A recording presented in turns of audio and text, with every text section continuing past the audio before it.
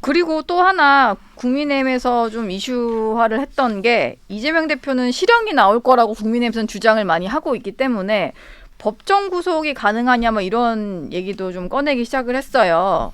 뭐 일단은 의원 신분이다 보니까 의원의 어떤 구속 절차를 위해서는 체포동의안 또 통과시켜야 되는 거 아니냐 이런 얘기가 나오니까 이미 뭐 지난번에 가결된 게 있어서 그거를 유지하면 된다 이런 주장도 있던데 전 변호사 보시기는 어떻습니까? 이게 오늘 뭐 법정 구속까지 될 가능성은 좀 낮아 보입니다만 네, 일단 법정 구속 가능성 굉장히 낮고요. 네. 그리고 체포동의안 같은 경우에는 21대 국회에 이루어졌습니다.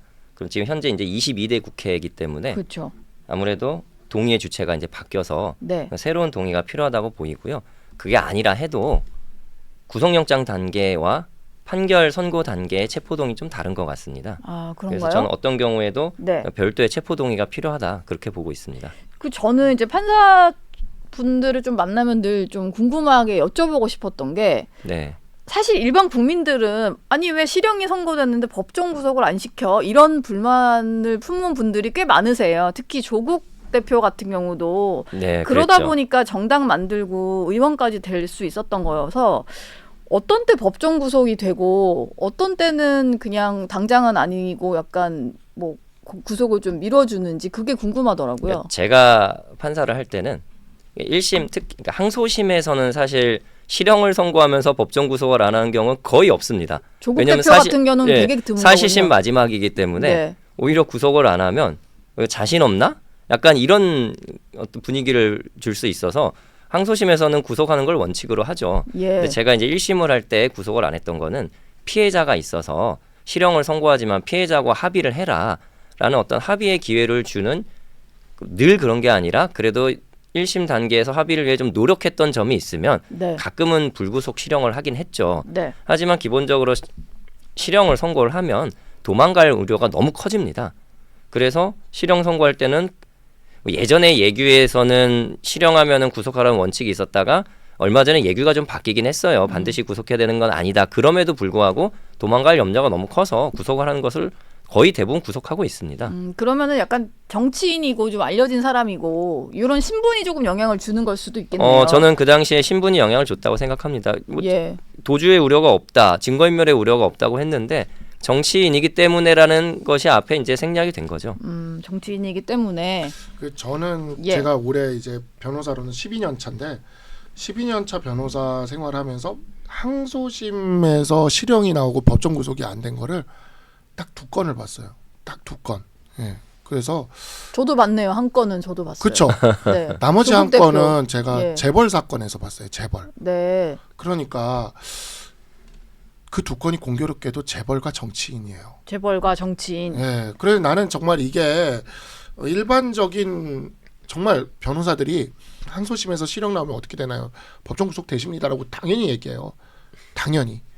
근데 그러지 않은 2건이 딱 그 재벌과 정치인이거든요. 그러니까 이게 저는 이러한 부분들이 국민들이 느끼기에 굉장히 불공정하게 느낄 수밖에 없는 사안이다. 사실 민주당은 맨날 자기들이 법정연금 내다. 저는 이제 민주당 얘기 중에 제일 재밌는 게 법정연금이거든요. 자기들이 재판을 지연시켜놓고 자기들이 법정에서 연금됐다 그래요. 네. 이게 말이 안 되잖아요. 예. 저는 이거를 들으면 저런 말을 맘대로 할 수 있다는 게 그것도 언론에 나와서 만천하에 막 공개하면서 할 수 있다라는 게 듣고 있는 법관분들이 어떨까 지금. 왜냐하면 재판 지연을 누가 시켰는데. 예. 근데 자기들이 법정에서 연금이 됐대.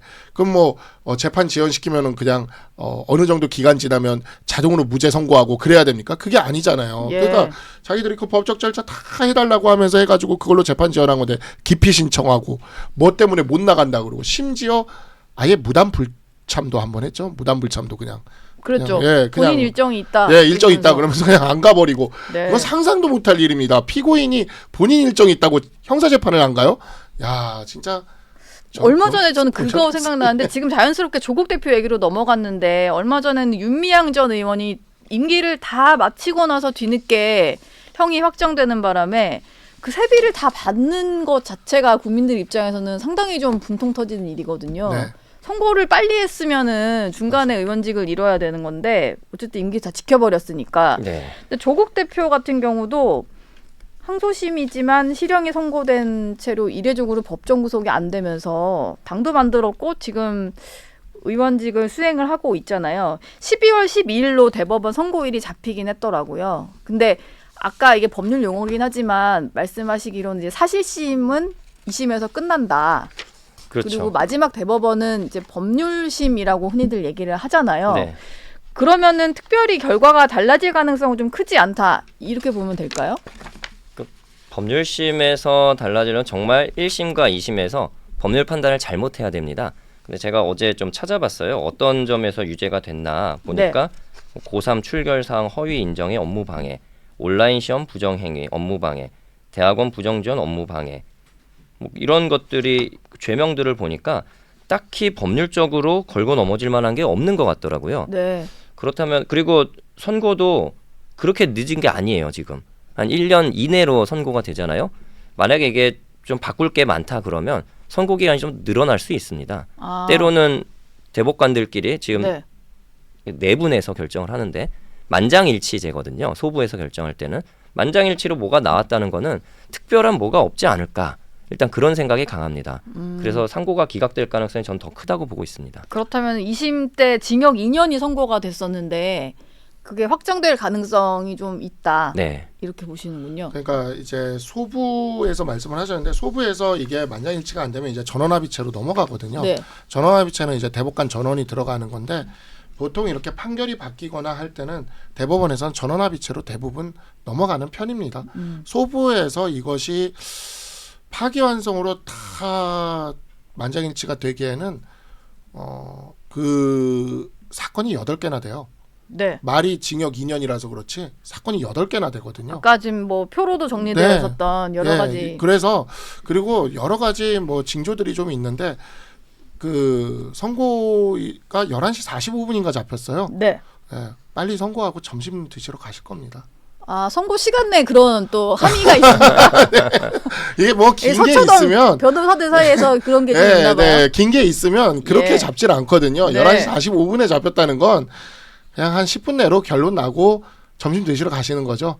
예, 그래서 원래는 대법원 선고는 그 피고인이 꼭 참석 안 해도 돼요. 네.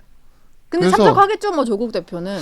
그러니까 안 해도 되는데 굳이 와서 유죄 선고를 굳이 들을까 싶은데 제 생각에는 들을 것 같고요. 듣고 그 다음에 이제 그 이재명 메시지를 내야 대표랑 하니까. 약간 그러니까 예. 경쟁 관계가 좀 있잖아요. 네. 그러니까 이재명 대표도 중앙지법 앞에서 백부를 하셨듯이 본인은 이제 대법원 앞에서 백부를 하시지 않을까 생각이 듭니다. 정치적인 메시지를 내고 가지 않을까 이런 생각이 좀 들고요.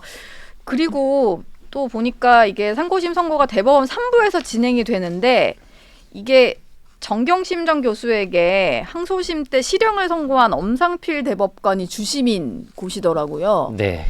이게 연관된 사건에 있어서의 한번 이제 기록도 꼼꼼히 다 본 그런 대법관이 어떻게 판단을 내리게 되는 건데 이것도 상당히 영향을 줄 수밖에 없을 것 같아요. 기본적으로 거의 같은 사건이잖아요. 예, 그러니까 정경심 씨하고 조국 대표 같은 경우에는 뭐 공범 관계가 좀 있었습니다. 네, 그러다 보니까 기록을 더 잘 알고요. 그래서 새로 조국 대표의 사건이 왔을 때에도 더 기록을 정밀하게 보고 판단을 더 정확하게 할 수 있지 않을까 싶습니다. 특히나 이전 사건에서 유죄 판결을 했었기 때문에 그 유죄 판결에 대한 근거가 무엇인지 또 유죄 판결을 공격하기 위한 무죄 주장 같은 게 있을 거 아닙니까? 그런 네. 부분에서 이미 다 판단을 하셨던 분이기 때문에 충분히 정확한 판단을 할 거라고 생각을 합니다.